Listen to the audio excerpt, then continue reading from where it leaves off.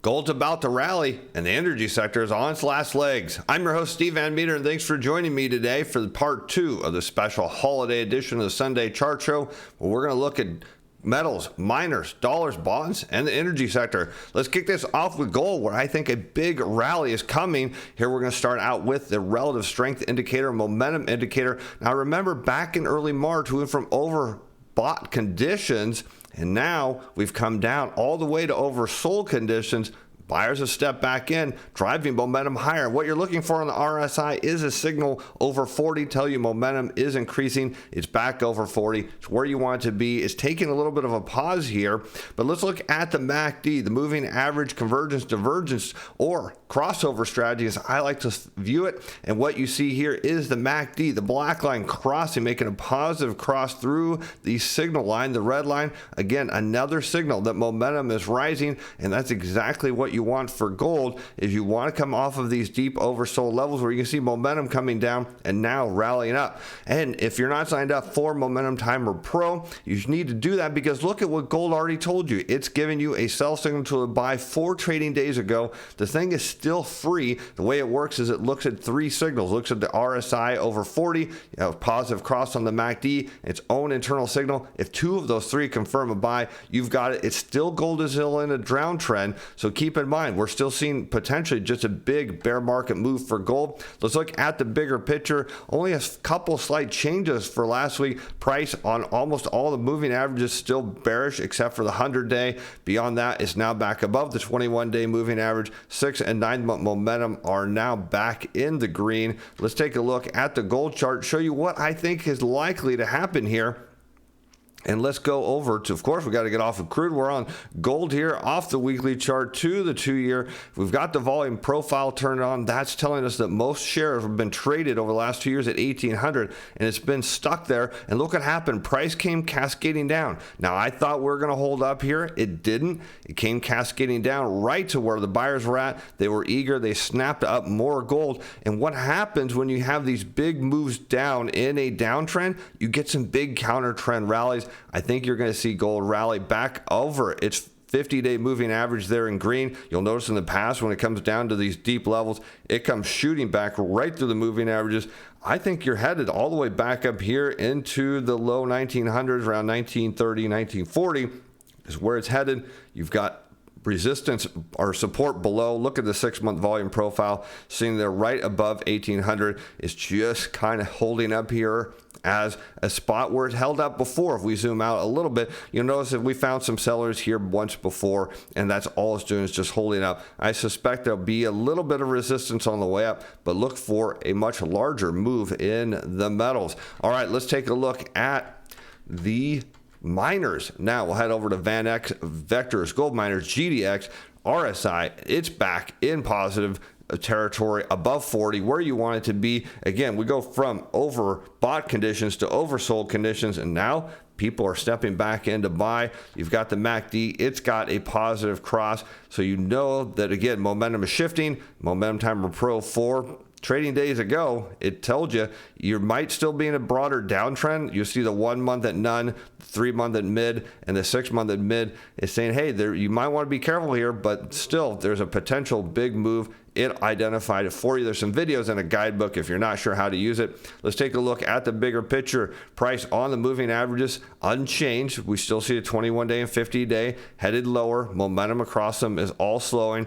The only change now is we're above the 9-day, and the 6-month momentum is now back in the green. Let's head over to GDX and see why that this may be able to get a bit of a rally here. But so on the 2-year chart, it drove back down, looked like a liquidity event, took all of this. It wasn't a market liquidity event. It just underlying liquidity drained out of the market. GDX falls down to a spot here at 30, around 30, where buyers had been before, now starting to pick up against this 21-day moving average. Is that going to be a big deal? Well, you see the 2-year volume profile. This is where buyers are looking to break through. How about, that's a 1-year. Let's look at the 2-year. It's above. So you've got some overhead move here where you see the sellers were at last time. So buyers have got a bit of a move there. Let's look at the 6-month volume profile. Notice how it's nice and neatly below. That's where you want to see your strength. Let's zoom into the the 30-day. It's sitting right just priced just above it. So that's very nice. Again, look for a rally in,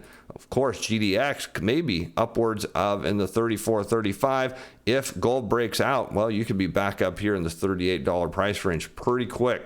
All right, let's head over to silver, which is a little bit of a different story on silver. Now, the RSI broke over 40 from oversold conditions. It was bound to happen. It's got some momentum here, but maybe the momentum isn't that strong. Notice how momentum here, you see RSI is kind of just flattening out, and silver is just a little bit trending a little bit harder, but not much. Not a good sign. How about the MACD? It's got a much stronger signal on there, but still, maybe there's a problem in the volume profile. How about momentum timer for 6 trading days ago? The thing identified the buy signal for you on the dailies if you're following that. Let's take a look at the bigger picture. The only change now to above is 9 and 21 day moving averages. Let's look at a chart of silver here. Let's zoom out 2 years so you know we're in this zone. So right here, this is a buy zone between these two lower purple lines, and above is a sell zone. So notice what happens when you break through a supply zone, particularly to the downside. It's not uncommon. There's like a false move higher where buyers will step in and drive the thing back up. The question now, are there still sellers in this zone looking to take silver lower? Let's zoom in on the 1 year. So you notice you've got some volume support above. Let's keep going to the 6 month. Here's the key. So you notice over the last 6 months, sellers have been right at 22.45 and above, and that's the danger for silver right now. Is gold could rally and silver may not. It's just simple case here is, are these sellers still here? Well, they were here on Friday, and that may be all that matters. Let's go on to dollars, which we're seeing now momentum head lower from overbought conditions. Now remember, this has been overbought for quite a while. We're seeing momentum slow. The RSI is still over 40, looks to perhaps going to break that to the downside. Price is going down, so that's good. Momentum is leading price lower. That's what you want to see. How about the MACD? Boy, it just nosedived straight off of that nice big rally it had. It's saying, hey, price is coming down, but that could be coming to an end pretty soon. How about momentum time pro? 6 trading days ago, it was all over that one from buy to a sell. Remember, this is an uptrend though. That's one of the key things. The dollar's still in an uptrend, so when you get a signal back, maybe that looks to take a long position there. How about from the bigger picture? Price on 21-day moving average is now flipped to the downside. It's below the 9 and 21-day moving average. Along with it, let's go over to UUP and DXY, and let's see what's going on here. And no surprise here, this thing was just been due for a pullback for a while. You look at this beautiful bottoming pattern, and it's pulling back. There's a supply zone between, say, 2660 and 2680 that I would look for this thing to pull back down to. How about DXY? Well, that puts you right around 100 or around 200 and $100.50 on the DXY. Let's zoom out here, the bigger picture, so you can see what's going on. And you notice there's a lot of support right at that upper purple line. So don't be surprised to see price pull back there and then reset and go higher. There is still a dollar shortage, so that is still in play.